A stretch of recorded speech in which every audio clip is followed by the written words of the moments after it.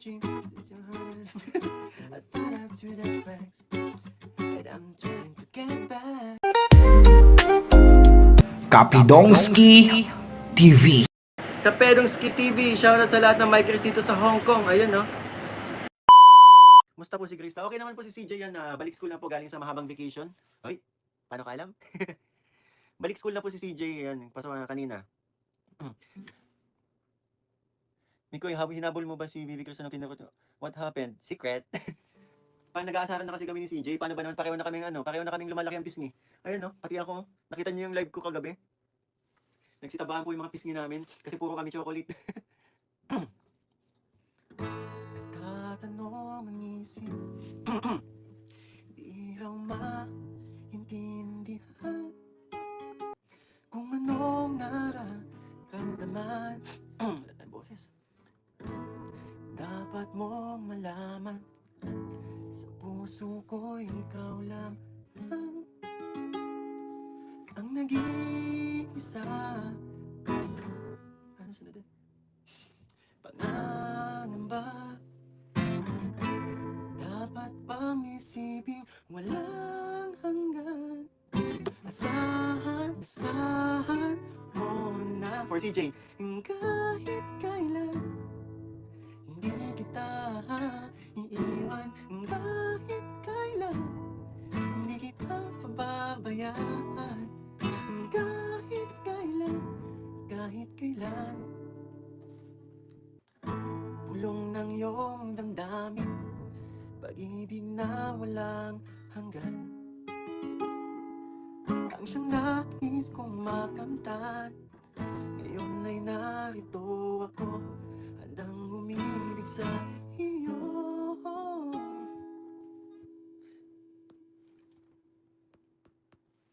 Na walang katapusan, pangangamba, dapat bang isipin walang hanggan. Asahan mo na kahit kailan hindi kita iiwan dyan, kahit kailan, kahit kailan. Kung ikaw mawala sa piling ko, mali yata. Kung ikaw mawala sa piling ko. Po sa pakulay, grabe naman. Ang kulay ng live, oh. Kaya ang liwanag pa dito, eh. Mikoy, hindi ka na sumama sa papunta. Hindi rin po kasi ako pwedeng hindi rin po nasa diet bro, habol lang kami. Okay, sama ko. Hindi po tawag dito.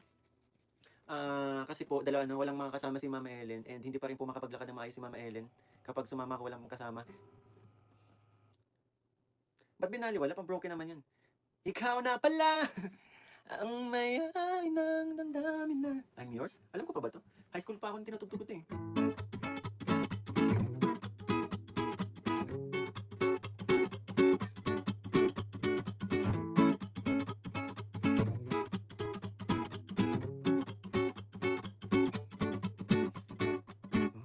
Anong lyrics? Well, you told me and you better felt it. I tried to be dreaming since your heart.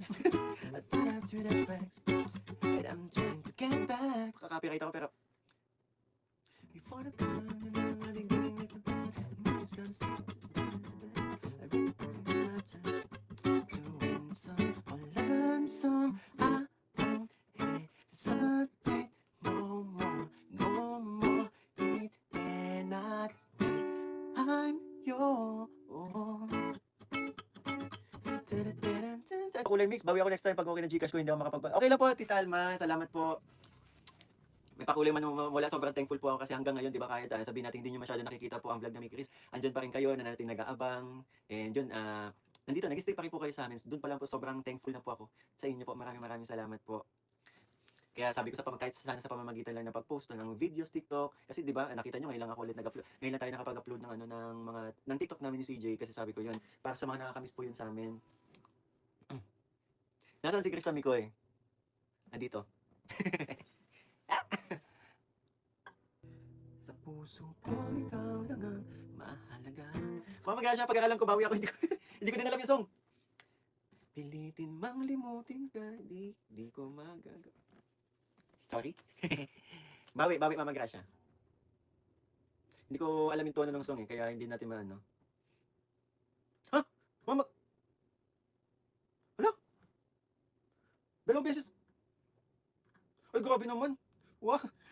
Grabe naman, salamat po, ma. La! Nakakagulat ng live natin, guys. Mga kasilog yan. Salamat din po, Mena T5. Ayaw, T5N. Salamat po sa pakulay. Grabe naman. Meles Pora, salamat po. Wala nang tulugan po yaters. Nashock si Pretty Boy. Grabe. Alam niyo, first time ko po itong umulan ng pula sa aking live. Kaya sobrang ano po, nakakagulat. Are you Filipino? Yes, I am. Ha? Mami Ro! Ay! Ayun pa! Ay! Ate Aikob, Mami Ro, salamat po. Ate Aikob, shoutout. Ginulat niyo po ako. Shoutout po sa iyo, Mikoy. Alam niyo yung ano na, 12, ano oras na dito? 12 midnight. Grabe naman. Para akong magsasalubong ng ano ko nito, ng ano tawag dito, birthday. Salamat po everyone. Salamat sa lahat ng supporters sa Mikris. Bawal matulog.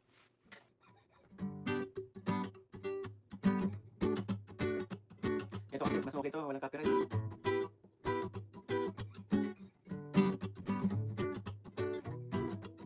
Miss nyo. For sure na miss nyo tong song na to.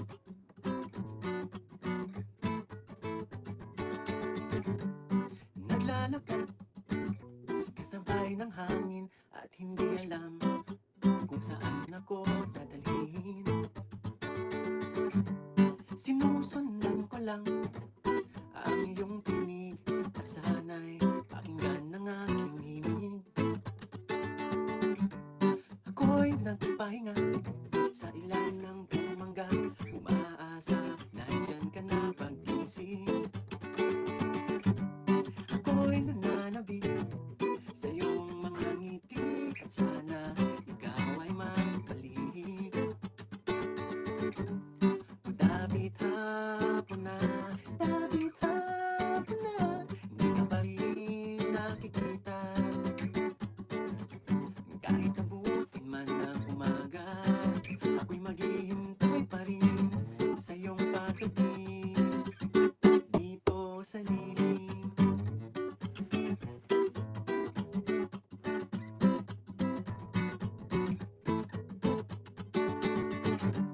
Ako'y nandito pa rin sa dating tagpuan natin. Hanap ko ang iyong lambing. Hagan-hagan ko mga alaala mo dito sa pugad ng puso ko. O kailan kaya kita makikita habang buhay na lang tulala. Siguro talagang ganyan, parang ka na lang iniiwan kahit ayaw mo magpaalam. O dapit hapon na, hindi ka pa rin nakikita. Kahit abutin man ang umaga, ako'y maghihintay pa rin sa iyong pagdating dito sa akin.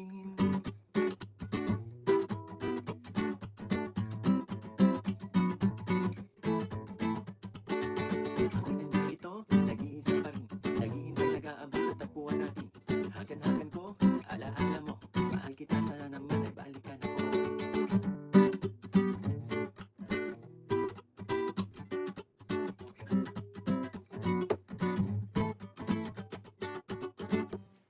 Nanaginip lang yata ako. Grabe naman ang tiyak ko sa gig na to. Mami, thank you po, Mama, grabe. At yan sa lahat po, sa lahat na mga nagpakulay po. First time to nangyari sa talambuhay ni Mikoy. Nakit mo raw si Krista sa weekend? Oh, sure. Ko sa'yo ang nadarama ng aking puso. Damdamin ko'y para lang sa'yo. Kahit kailan may hindi magbabago. Para to sa ano, unang pagkikita namin ni CJ. Ikaw ang laging hanap-hanap sa gabi't araw. Ikaw ang nais ko sa tuwing na ay nagtatanaw. Ikaw ang buhay at pag-ibig, wala nang ang iba. Sa aking puso'y tunay kang nag-iisa. Malapit naman sir. Yes po, malapit na. And for sure po may mapapanood kayo. I look at her and smile as we go driving. Ang tono nito. Hair and blowing in the open window of my car. As we go to traffic lights, just the glimmer in your eyes. In the darkness, in the evening.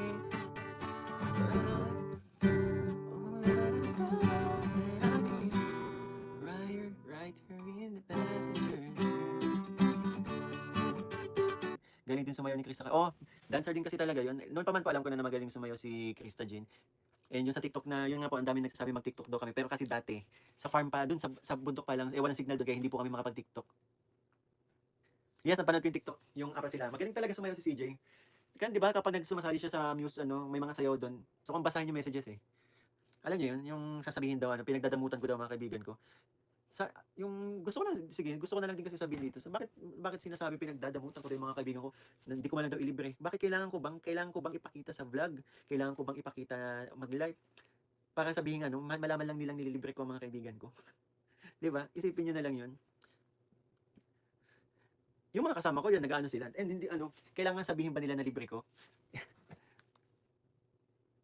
Yung kanina may nag-message sa akin, hindi daw siya basher at supporter daw namin. Pero ganun yung mga sinasabi niya. Ang nakikita niya lang ay ang wala siyang ibang ginagawa kundi mamuna sa amin. Sinagot ko po talaga. Kasi hindi ako natutuwa sa sinabi niya eh. Sasabihin niya pa supporter siya pero ganun siya magsalita. Na ang nakikita niya lang ay yung napapansin niya. Na hindi naman na hindi na wala namang katotohanan. Sinagot ko talaga kanina. Umaga yun eh. Kaya sabi ko, yun ang bumungad sa akin. Baliw yung visit na yan, kapal naman ang mukha niyan mag-judge. Hindi daw siya basher, pero yung mga messages niya siya pang basher. Ano pinasok ko pa dyan? Sinabihan pa ako maramot. Ano pinasok ko pa pagiging charity vlogger kung maramot akong tao? Ewan ko sa kanya. Para lang may maipuna kung paano natin tanungin niyo na lang ang mga kaibigan ko. 'Yun. Tanungin na lang nila kamo, ang mga kaibigan ko kung ganun ba naging maramot ba ako sa mga kaibigan ko. Si Roy na lang makakapatunay. 'Di ba? Pag nag-live si Roy, kung sino ang pangalan niya dito, tanungin niyo na lang mga kaibigan ko kung ganun ako sa kanila. 'Yun na lang, hindi yung pupunain niyo ang hindi naman wala namang katotohanan. Pero ayun, hindi naman nasira ang araw natin sa kanya.